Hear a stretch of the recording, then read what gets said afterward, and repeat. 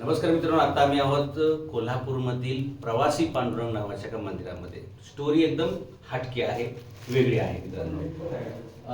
पण पांडुरंग परमात्म्याच्या या बाजूला आहे ती सत्यभामा आहे, या बाजूला रुक्मिणी आहे. जगात असं कोणतंही दुसरं मंदिर नाही की ज्या ठिकाणी पांडुरंगाच्या बरोबर म्हणजे कृष्णाच्या बरोबर त्याच्या दोन्ही पत्नी आहेत, सत्यभामा आणि रुक्मिणी.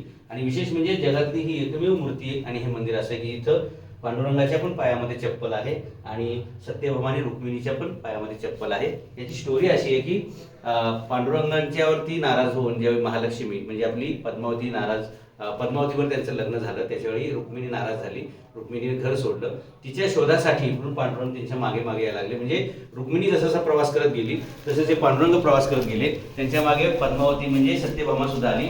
आणि जो त्यांचा प्रवास होत राहिला, एक सुखी कुटुंब करण्यासाठी तिघांनी एकत्र येण्याचा जो प्रयत्न केला, त्याच्यासाठी पायात चप्पल घालून ते सगळीकडे फिरत होते आणि एकत्र यावं, एकत्र नांदावं म्हणून जो प्रवास त्यांचा झाला, त्या प्रवासामुळे या मंदिराचं नाव पडलेले प्रवासी पांडुरंग.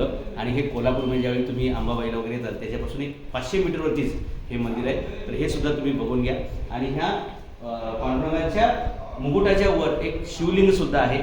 त्याच्यामुळे ब्रह्मा विष्णू महेश हे सगळं म्हणजे एक जिन्सी जे परमेश्वराची व्याख्या आहे ती आपल्याला पाहायला मिळेल. आणि दोन बायका जरी असल्या तरी पण संसार सुखाचा करायचा असेल तर कसा प्रवास करायचा हे जर शिकायचं असेल तर ह्या प्रवासी पांडुरंग मंदिरातून तुम्ही जरूर दर्शन घेतलं पाहिजे.